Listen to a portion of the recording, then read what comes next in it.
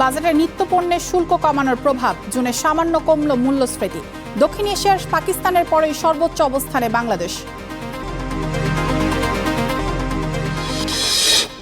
চট্টগ্রাম বন্দরের ইয়ার্ড থেকে 250 কন্টেইনার গায়েব, বিপাকে ব্যবসায়ীরা। 9 মাসে 4 চিঠিতে সাড়া পায়নি কাস্টমস।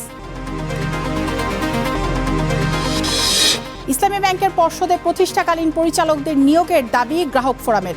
18 জুলাই ঢাকায় মহাসমাবেশের ঘোষণা। এবং চাকরির লোভ দেখিয়ে সামাজিক মাধ্যমে প্রতারণার ফাঁদ, ব্যবহার হচ্ছে সরকারি লোগো, নিঃস্ব হচ্ছেন অনেক তরুণ।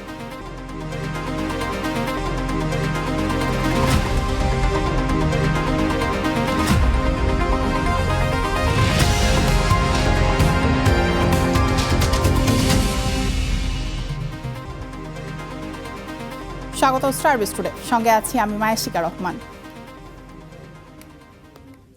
মে মাসের তুলনায় জুনে মূল্যস্ফীতি সামান্য কমে হয়েছে 9.16%। আজ মূল্যস্ফীতি সংক্রান্ত হালনাগাদ তথ্য প্রকাশ করেছে পরিসংখ্যান ব্যুরো বিবিএস। এতে দেখা যায় মে মাসের সার্বিক মূল্যস্ফীতি 9.42% থাকলেও জুনে তা কমে হয়েছে 9.16%। বাজেটে 60টি বেশি নিত্যপণ্যের শুল্ক ছাড় দেওয়ার ফলে পণ্যের দাম বাড়ায় ঊর্ধ্বমুখী প্রবণতা কমে আসায় জুনে মূল্যস্ফীতি কিছুটা কমেছে বলে ধারণা করছে বিশ্লেষকরা। সার্বিক মূল্যস্ফীতি কমার পাশাপাশি কমেছে খাদ্য ও খাদ্য বহির্ভূত মূল্যস্ফীতিও। 9.06% থেকে জুনে খাদ্য মূল্যস্ফীতি কমে হয়েছে 8.6%। অন্যদিকে খাদ্য বহির্ভূত মূল্যস্ফীতি 9.71% থেকে নেমে এসেছে 9.61%। মূল্যস্ফীতি কমলেও এশিয়ায় পাকিস্তানের পর সর্বোচ্চ মূল্যস্ফীতি বাংলাদেশের। জুনে পাকিস্তানের সার্বিক মূল্যস্ফীতি 11%-এর বেশি, আর ভারতে মে মাসে 4% মতো। অন্যদিকে শ্রীলঙ্কায় মূল্যস্ফীতি 5.5% মতো।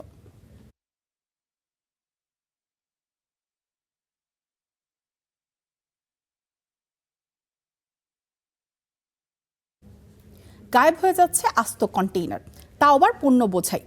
কঠোর নিরাপত্তা আর জোরদারি এড়াতে চট্টগ্রাম বন্দরে ইয়ার্ড থেকে যেন বাতাসে মিলিয়ে যাচ্ছে এসব কন্টেইনার। সম্প্রতি বন্দর ও কাস্টমস কর্তৃপক্ষের মধ্যে চিঠি চালাচালিতে বিষয়টি সামনে আসে। এতে দেখা যায় বিভিন্ন সময়ে কাস্টমসের জব্দ করা 250টি কন্টেইনারের কোনো খোঁজ মিলছে না বন্দরে। আরও জানাচ্ছেন সৈয়দ তামিম মাহমুদ। গেল বছরের শুরুতে কাস্টমসের নিলামে 85 লাখ টাকা দর হাঁকিয়ে 27 টন ইন্ডিগো ফেব্রিক্সের 478টি রোল কিনেন শাহ আমানত ট্রেডিংয়ের মালিক সেলিম রেজা। ভ্যাট ট্যাক্স বাবদ সরকারি কোষাগারে 1.6 কোটি টাকার বেশি পরিশোধ করলেও বন্দরে পণ্য বুঝে নিতে গেলে খোঁজ মেলেনি কন্টেইনারটির। পরে কাস্টমস ও বন্দর কর্তৃপক্ষের যৌথ তদন্তেও বন্দর ইয়ার্ডে কন্টেইনারটি পাওয়া যায়নি। যখন আমাকে টাকা জমা দেওয়ার জন্য চিঠি ইস্যু করা হয়েছে, আমি টাকা জমা দিছি। টাকা জমা দিয়ে বন্দরের চার্জ সব জমা দেওয়ার পর যখন আমরা মাল ডেলিভারির জন্য গেছি, তখন ওনারা আর আমাদেরকে কন্টেনার দিতে পারে না। একইভাবে গেল বছরের 31 মে প্রায় 41.5 লাখ টাকার প্রায় 11 টন ওজনের 456 রোল ফেব্রিক্স কিনেন তপন সিংহ। কিন্তু জুলাইয়ের 7 তারিখ পণ্য নিতে গেলে তিনিও পাননি কন্টেইনারটি। গাড়ি প্রবেশ করালাম ডেলিভারির জন্য, ওরা কন্টেইনার কিডাউন করতে পারতেছে না। তো জিজ্ঞেস করে আছে কোথাও মিসিং হচ্ছে, আপনারা ওয়েট করেন। সারাদিন ওয়েট করার পর রাতের 10টার সময় আমাদের ক্লিয়ার দিলে আমাদের ইয়ার্ডে এই কন্টেইনারটি নাই। স্টার নিউজের হাতে আসা কাস্টমসের তথ্য বলছে 2021 থেকে 24 পর্যন্ত চোরাচালান ও রাজস্ব ফাঁকি সন্দেহে কাস্টমসের জব্দ করা 250টি কন্টেইনারের কোনো হদিশ দিতে পারছে না বন্দর কর্তৃপক্ষ। গেল 9 মাসে এ বিষয়ে 4 বার চিঠি দিলেও সাড়া পায়নি চট্টগ্রাম কাস্টমস।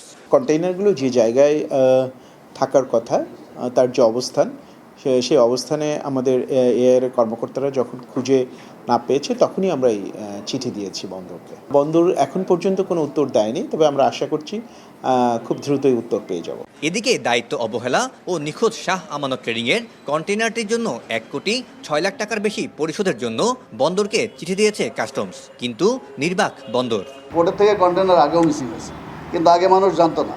আমাদের দেশে ম্যানুয়াল যেগুলো হয়, ম্যানুয়ালের কারণে ডকুমেন্ট কপি করে, ফরজারি করে, কাউন্টারফেট করে, এবং এটা একটা সিন্ডিকেট কাজ করে। এই সিন্ডিকেটের ভিতরে অনেক সংশ্লিষ্টতা আছে। সেই সিন্ডিকেটটাও আমরা তদন্ত করেছি, আমরা বিভিন্ন সংস্থার হেল্প নিয়েছি। এদিকে গেল বছরের অক্টোবর ও এই বছরের মার্চে দুটি পণ্যভর্তি কন্টেইনার ভুয়া কাগজপত্র জমা দিয়ে বন্দর থেকে বের করে নেওয়ার অভিযোগ আছে, যার মধ্যে গত বছরের কন্টেইনারটি পুলিশ উদ্ধার করলেও তাতে পণ্য পাওয়া যায়নি। ডিজিটাল ট্র্যাকিং আর সিসিটিভির কড়া নিরাপত্তা এড়িয়ে বন্দর থেকে একের পর এক কন্টেইনার বাতাসে মিলিয়ে যাওয়ার ঘটনা শুধু চুরি বা জালিয়াতি নয়, এটি বন্দরের নিরাপত্তাকেও হুমকির মুখে ফেলেছে। বারবার কন্টেইনার এভাবে হারিয়ে যাওয়ার ঘটনা বন্দর কতদিন এড়িয়ে যাবে সেটি এখন দেখার বিষয়। Syed Tamim Mahmud, star news, Chittagong. June মাসের ভৌতিক বিদ্যুৎ বিল নিয়ে ওঠা অভিযোগগুলোর গুরুত্বের সঙ্গে তদন্ত করা হচ্ছে এবং অধিকাংশ অভিযোগের নিষ্পত্তি করা হচ্ছে বলে জানিয়েছে বিদ্যুৎ বিভাগ। আজ বিদ্যুৎ ভবনে আয়োজিত এক সংবাদ সম্মেলনে কথা জানান বিদ্যুৎ বিভাগের সচিব মিরানা মাহরুক। এ সময় বলা হয়, জুন মাসের বিদ্যুৎ বিল বৃদ্ধি পাওয়ায় মিটারের ত্রুটির কারণে নয়, বরং নতুন ট্যারিফ কার্যকরের ফল। তিনি বলেন, জুন থেকে নতুন ট্যারিফ কার্যকর হওয়ায় একই পরিমাণের অর্থে আগের তুলনায় কম ইউনিট বিদ্যুৎ পাওয়া যাচ্ছে। সংবাদ সম্মেলনে বিদ্যুৎ প্রতিমন্ত্রী আনিন্দ ইসলাম অমিত বলেন, ফ্যাসিস্ট সরকারের ভুল নীতি ও প্রতিবছর বিপুল ভর্তুকির কারণে বিদ্যুৎ খাত অর্থনীতির ওপর চাপ তৈরি করছে। মিটার ভাড়ার বিষয়টি সরকার পর্যালোচনা করছে বলেও সংবাদ সম্মেলনে জানানো হয়।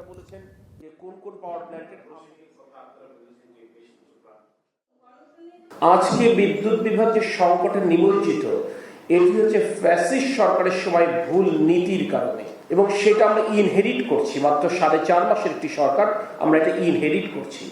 আমরা খুব সুস্পষ্টভাবে আমাদের পরিকল্পনাটা হচ্ছে, আমরা বিদ্যুৎ উৎপাদনের ক্ষেত্রে আমরা স্বাবলম্বী হতে চাই, পরনির্ভরতা কমাতে চাই। সম্প্রতি জুন 2026 মাসে বিদ্যুৎ বিল নিয়ে জনমনে কিছু প্রশ্ন এবং কিছু উদ্বেগ সৃষ্টি হয়েছে। বিদ্যুৎ বিভাগ বিষয়টি গুরুত্বের সঙ্গে পর্যবেক্ষণ করেছে এবং প্রকৃত সত্য তুলে আনার জন্য আমাদের সকল বিতরণ সংস্থাকে প্রয়োজনীয় নির্দেশনা দেওয়া হয়েছে।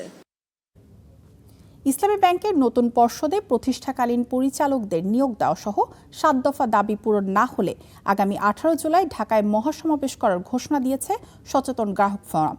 সোমবার ইসলামী ব্যাংকের টাওয়ারের সামনে এক সংবাদ সম্মেলনে এই ঘোষণা দেওয়া হয়। এ সময় দ্রুত প্রকৃত মালিকদের কাছে মালিকানা ফিরিয়ে দেওয়ার পাশাপাশি গ্রাহকদের আস্থা পুনঃপ্রতিষ্ঠার উদ্যোগ নেওয়ার দাবিও জানানো হয়। ইসলামী ব্যাংকের পরিচালনা পর্ষদ পুনর্গঠন, প্রকৃত মালিকদের কাছে মালিকানা ফিরিয়ে দেয়া, ব্যাংক থেকে ঋণের নামে সরিয়ে ফেলা অর্থ উদ্ধার এবং গ্রাহকদের আস্থা পুনঃপ্রতিষ্ঠার দাবিতে সোমবার সংবাদ সম্মেলন করেছে সচেতন গ্রাহক ফোরাম। ইসলামী ব্যাংকের সচেতন গ্রাহক ফোরাম সংবাদ সম্মেলনে নতুন পর্ষদের প্রতিষ্ঠাকালীন পরিচালকদের নিয়োগ দেওয়ার দাবি জানানো হয়। অতীত পরিচালক যারা ছিলেন, যাদের মাধ্যমে এই ব্যাংকটি সর্বশ্রেষ্ঠ ব্যাংক হয়েছে, তাদের ভিতর থেকেই আপনারা পরিচালক নিয়োগ দেন। এই ধরনের একটি পরিচালনা পরিষদ যদি নিয়োগ দেওয়া হয়, তাহলে গ্রাহকদের আস্থা দ্রুত ফিরে আসবে। 7 দফা দাবি আদায় না হলে আগামী 18 জুলাই গ্রাহকদের নিয়ে ঢাকায় মহাসমাবেশ করার ঘোষণা দিয়েছে সচেতন গ্রাহক ফোরাম। ইসলামী ব্যাংকের পূর্ণাঙ্গ পরিচালনা পরিষদ ঘোষণা করা না হয়, তাহলে আগামী 18 জুলাই 2026 শনিবার গ্রাহকদের নিয়ে আমরা জাতীয় সমাবেশ করব।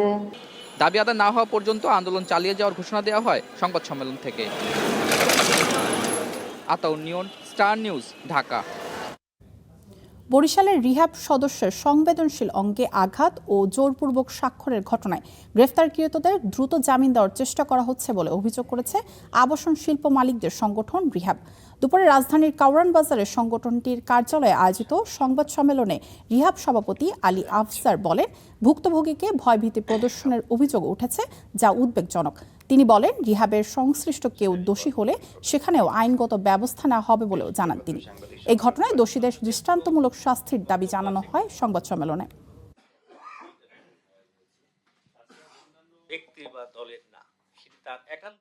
মামলার বিচারিক প্রক্রিয়া চলাকালীন ভুক্তভোগী তার পরিবারের নিরাপত্তা নিশ্চিত করুন, যাতে তারা কোনো ধরনের ভয় বা চাপ ছাড়াই আইনি লড়াই চালিয়ে যেতে পারে। আমাদের সদস্যদের জীবন, তাদের মর্যাদা, নিরাপত্তা এবং ব্যবসায়িক পরিবেশ সুরক্ষিত রাখা রাষ্ট্রের দায়িত্ব বলে আমরা বিশ্বাস করি। বরিশালে চাকরি দেওয়ার নামে সরকারি লোগো দিয়ে সামাজিক মাধ্যমে প্রতারণার ফাঁদ, এতে নিঃস্ব হয়েছেন অনেক তরুণ। থানায় অভিযোগ করে প্রতিকার না পাওয়ার অভিযোগ উঠেছে। জবাবে পুলিশ বলছে, সুনির্দিষ্ট প্রমাণের অভাবে ব্যবস্থা নিতে পারছেন না তারা। সৈয়দ মেহেদি হাসানের রিপোর্ট। আপনি কি টিউশন খুঁজছেন?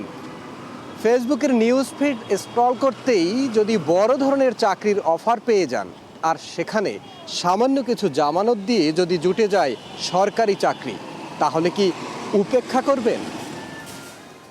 চাকরির খোঁজে ফেসবুকে চোখ রাখেন অনেকেই।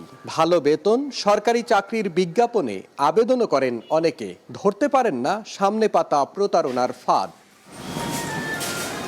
এমনই এক তরুণ জিসান ফেসবুকে সরকারি চাকরির বিজ্ঞাপন দেখে ভোলা থেকে যান ঢাকায়। ইন্টারভিউয়ের পর চাকরি নিশ্চিত জানিয়ে জামানত হিসেবে নেওয়া হয় 12,000 টাকা। পরে দেয়া হয় শাহজালাল বিমানবন্দরে নিরাপত্তা কর্মীর নিয়োগপত্র।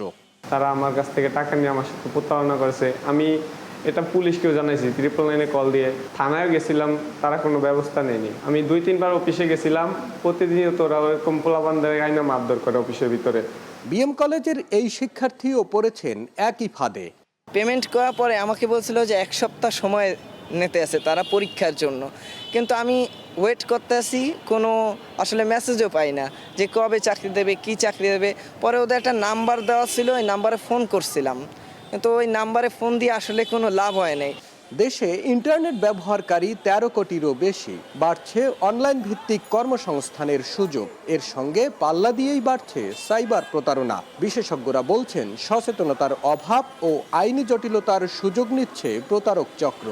অনলাইনটাকে যাতে A to Z, মানে একেবারে শুরু থেকে মধ্যবয়স্ক থেকে এবং তরুণ প্রজন্ম যাতে অনলাইনটাকে বিশ্বাস করে এবং অনলাইনে তারা যাতে প্রতারণার শিকার না হয়, এর জন্য সরকার যদি পুরোপুরিভাবে আমাদেরকে সচেতনতা করে, বিভিন্নভাবে প্রচারণা চালায়, আমার মনে হয় যেমন বৈদেশিক মুদ্রা আমরা নিয়ে আসতে পারবো, সেই পাশাপাশি নিজেদের দেশের অর্থ এবং নিজের অর্থ খুব আমাদের কাছে সেফলি সিকিউরভাবে রাখতে পারবো। পুলিশ বলছে সুনির্দিষ্ট প্রমাণের অভাবে কঠিন হয়ে পড়ছে অপরাধী ধরা। তবে সক্রিয় আছে তাদের সাইবার সিকিউরিটি ইউনিট। প্রতারক যে কত শ্রেণীর আছে, এটা নিত্য নতুন পলিসি তারা গ্রহণ করে। কখনো মোবাইলের বিকাশের মাধ্যমে নেয়, কখনো সোনা দ্বিগুণ করে দেয়, কখনো চাকরির নামে ভুয়া সার্কুলার দেয়। তো প্রত্যেকটা বিষয় নিয়ে আমরা তো প্রতিনিয়তই কাজ করে যাচ্ছি। বরিশালে সাইবার ট্রাইব্যুনালে মামলা বিচারাধীন 536টি। এর মধ্যে উচ্চ আদালতের নির্দেশে কার্যক্রম স্থগিত 10টির। Syed Mehedi Hasan, star news, Barishal. মাস কয়েকের ব্যবধানে বাজারে পোলার চালের দাম বেড়েছে কেজিতে 30 থেকে 40 টাকা। শুধু ভোক্তা নয়, সুগন্ধি চালের বাড়তি এই দামের কারণে বিপাকে আছেন পাইকারি ও খুচরা বিক্রেতারাও। তাদের অভিযোগ, দেশের বাজারে চাল রপ্তানির অজুহাতে ইচ্ছে মতো দাম বাড়াচ্ছেন মিলাররা। এ অবস্থায় মাঠ পর্যায়ে নজরদারি বাড়িয়ে সিন্ডিকেটগুলোর আইনের আওতায় দাবি ভোক্তাদের। নুন আনতে পান্তা ফুরানোর শহরে মধ্যবিত্তের মাঝে মাঝে ভালো মন্দ খাওয়ার ইচ্ছেতেও ভাটা ফেলেছে সুগন্ধি চালের বাড়তি দাম।